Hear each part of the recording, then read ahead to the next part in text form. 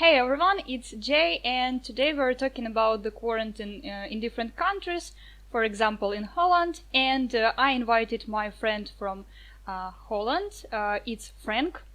Yes. And today I will ask some questions to understand how is the situation all over the world. First of all, it's Holland, and then I want to ask my friend from Germany. From Kiel, guys. I just told the story about Germany, so some people who are subscribed, they know about some funny stories about me in Germany. So yes. But first of all, goes Holland.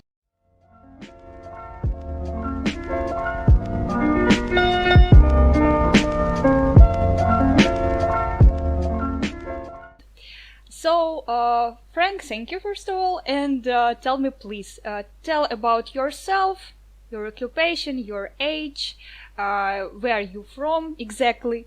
Yes, in the Netherlands, Holland, please. Well, first of all, thank you for having me on your channel. Well, my name is Frank. You introduced me perfectly, thank you. I am 28 years old. I am a master's student of journalism. And I'm just writing my thesis, so for me, a lockdown is actually theoretically perfect, but in practice a lot less, which you'll find out, I'm sure. Yes, that's true. Actually, for everyone, yes, now it's a bit complicated, but I hope that we will support each other. Yes, and share really efficient information, as it is now. So you are from Groningen, right? Is it correct? Groningen. Yes, yes. It's all the way up in the north. It's the northernmost city in the Netherlands. You may say it's far from Amsterdam. People will understand. It's maybe for us it's very far from Amsterdam. It's like 2 hours, but I guess for Ukraine that's nothing. 2 hours. That's nothing. It's like very close to Amsterdam. People know it's like from Poltava to Kharkiv. It's nothing. It's nothing. Okay. And tell me please, what the current situation now in the Netherlands, and how do you estimate the efforts of the government currently? So, the current situation in the Netherlands, I think it's not all too different from Ukraine probably, and most of the world for that matter. The only main difference I see within the Netherlands is that our government opted for a lockdown that is self-imposed. So a lot of countries have a lockdown imposed on them. Some countries even have curfews, or you've seen the situation in Morocco, Italy, where the military is keeping people off the streets during certain hours. This is not the case in the Netherlands. We actually are not imposed lockdown, we're suggested a lockdown. So most public places are closed. That goes for restaurants, clubs, cinemas. Public life is basically cancelled. However, we are not forced to stay inside, but we are definitely encouraged to stay inside. I see. So how do you think, what is the real intention of people? I mean, do you find them responsible enough for what is going on now? That's the question. The party we have now in government, the ruling party, they very much, for years, they've championed ideals of self-sufficiency. They want to lessen government interference in lives for as much as that is possible in a relatively socialist country. So they see the Netherlands as being what they have recently been calling it an adult democracy, meaning that they trust the people with maintaining their own lockdown and their own quarantines. So they don't want to impose it. However, this has to take into account that people are trustworthy enough to maintain their own quarantine if needed. And a lot of people do. The thing is, the first week when the quarantine was first imposed, people didn't take that seriously. There were like hundreds of people going to beaches, and they were in the trains in groups, because it was also spring, just the first weekend of spring, so it was like very unfortunate timing. So people going to the forest, to the parks, to the beaches, in groups of hundreds. the very same night, our Prime Minister, as well as the Minister of Health, they gave a special conference on television to encourage people to take it seriously. And honestly, after that, actually they did. So these groups have disappeared and these tourists have disappeared. So I think the populace can be trusted to enforce strong lockdown. But of course, there's exceptions. And personally, myself, I would rather see a mandated lockdown, as is the case in many other countries. But even though I am confident that we will be fine, I would rather see more strict measures. How often do you go to the supermarket, the pharmacy yourself? Not a lot anymore. My mother recently came home again. She was in quarantine with my grandmother for some weeks.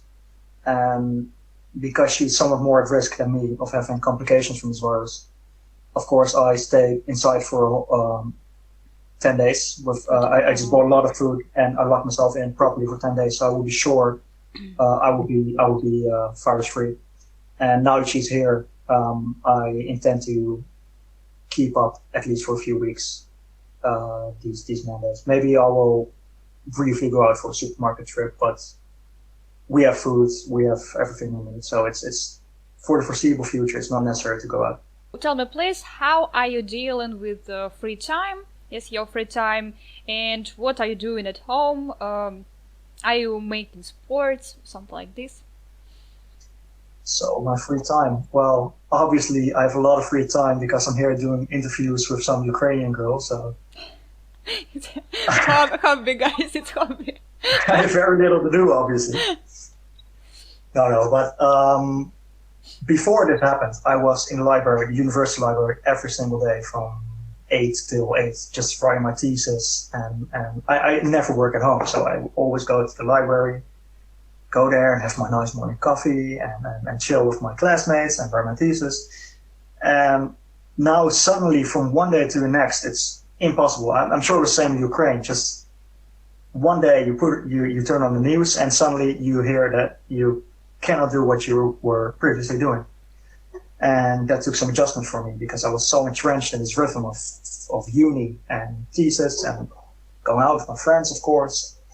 And so suddenly I'm stuck at home, and it took me a few weeks to adapt, sure. It took me a lot of hours of Netflix and a lot of books. Classics. Yeah, and actually that's what I'm still doing a lot, but it's getting better. I'm getting used to it, and I'm trying to work out at least a little bit. Do some push-ups every day, and I try to go running at night when there's nobody outside, stuff like that. So I'm slowly building a new rhythm with all this free time, and of course, yeah, I got to catch up on all my series. There's good sides too. Maybe before you were thinking about learning a new language, maybe learning how to play the guitar or the piano. What do you think about it? Some skills that you didn't have time for. I definitely would like to do these things. I was already studying Russian. Yeah. And I was actually... Спасибо. Russia, yeah. Пожалуйста. Exactly. Yeah, молодец, huh?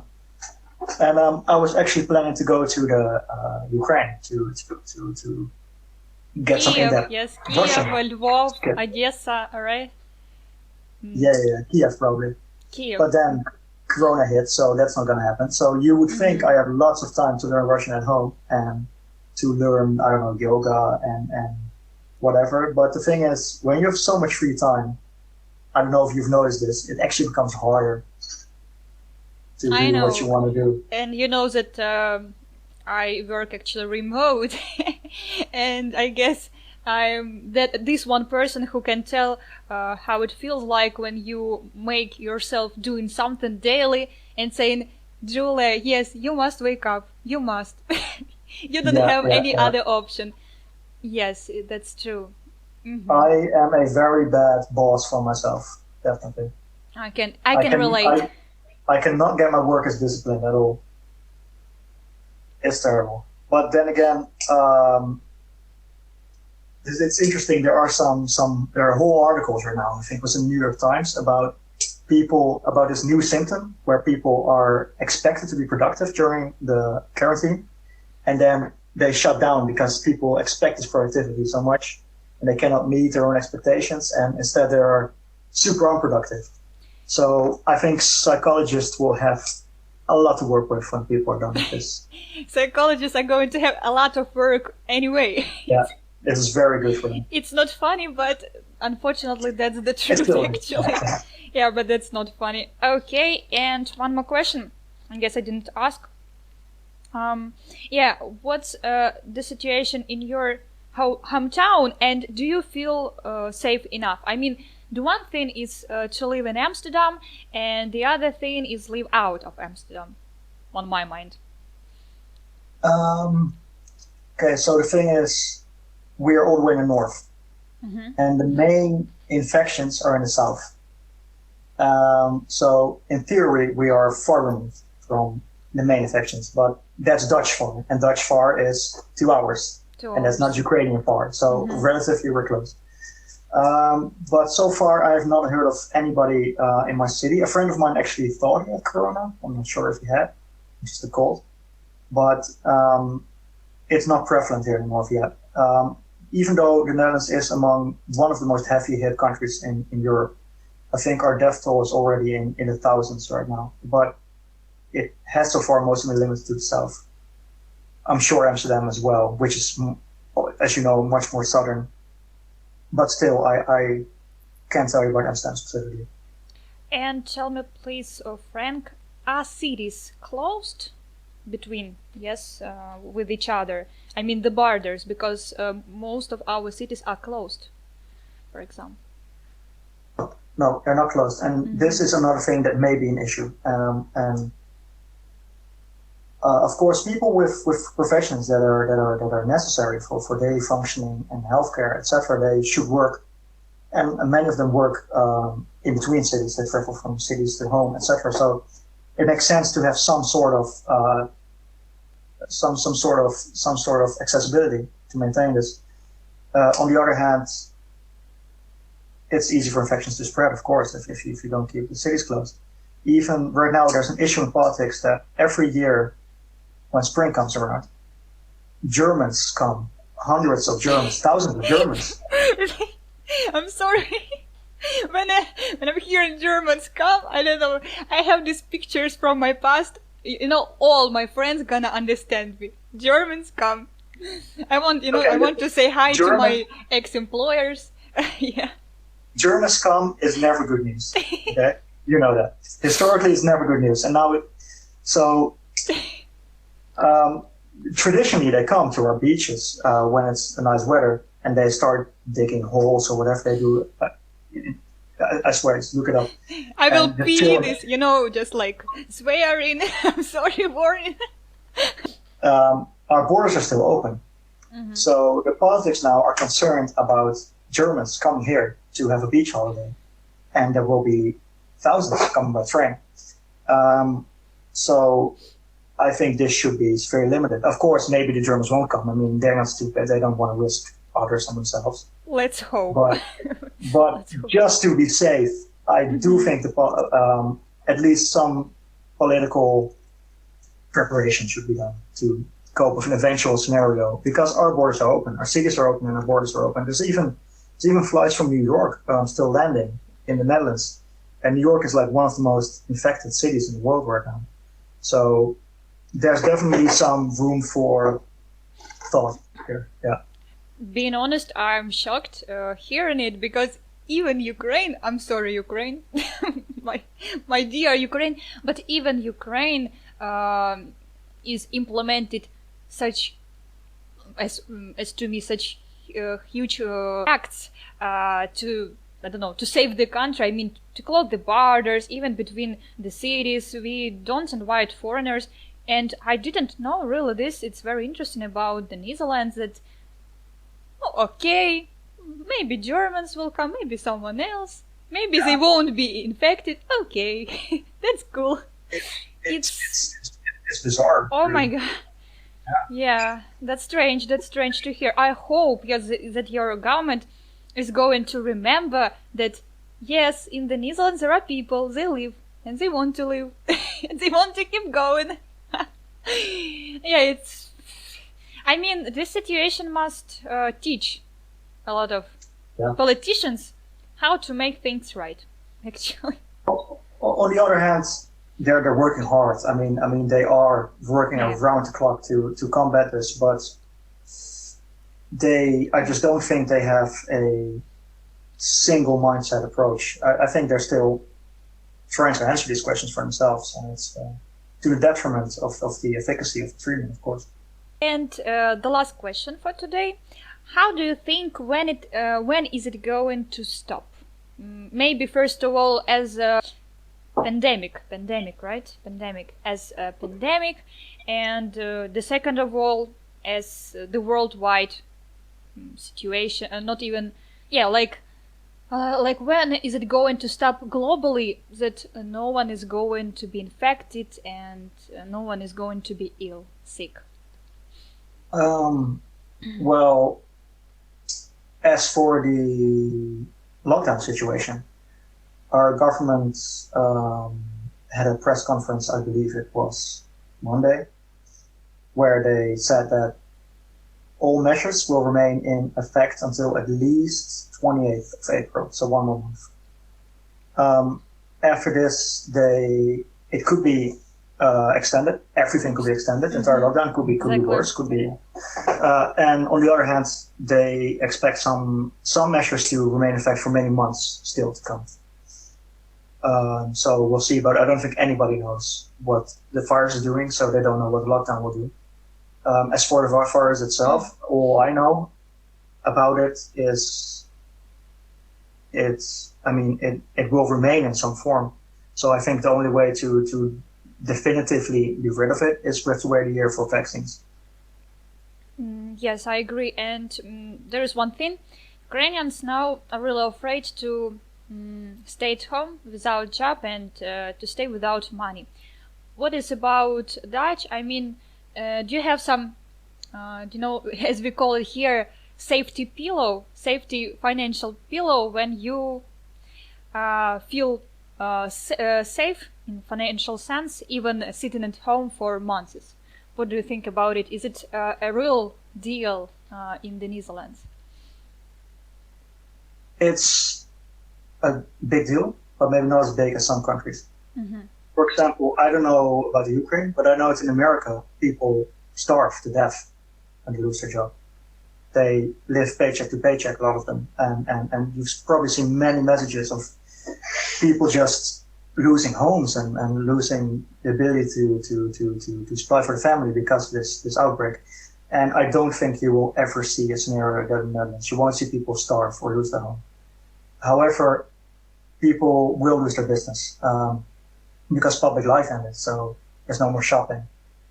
Small restaurants, for example, are already a hard business to keep afloat. Many restaurants, they live from month to month, from year to year. It's not a stable industry.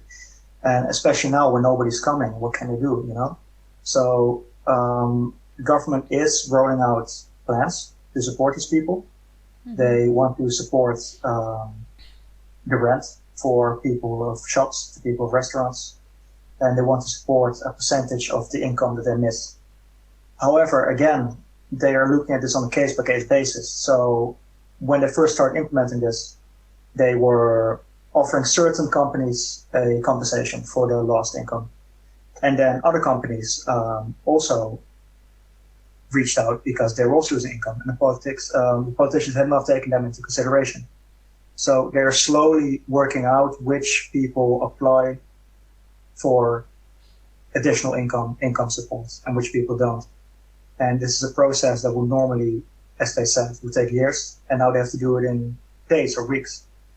So it's nobody will die because of this. Well, not because of financial issues, certainly, but people will probably lose their business. But how many and to what extent, that's to be seen.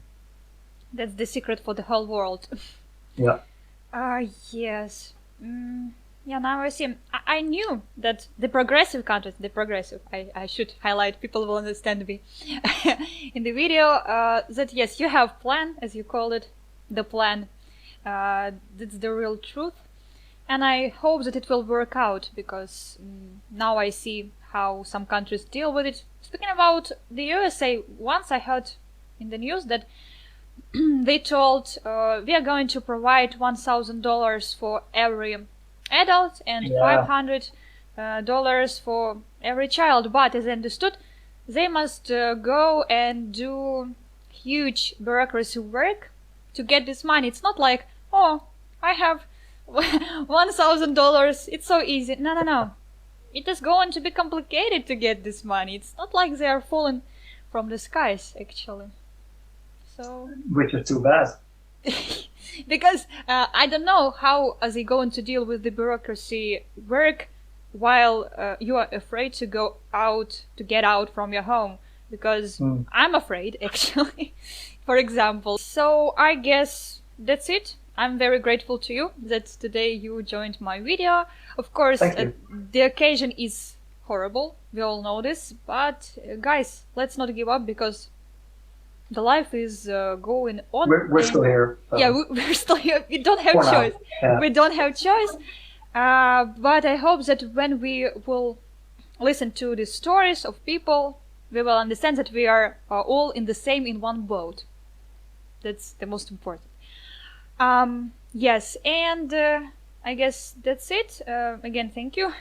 And thank you to everyone who's watching. And see you guys. See you in the next videos. It was Jay and Frank.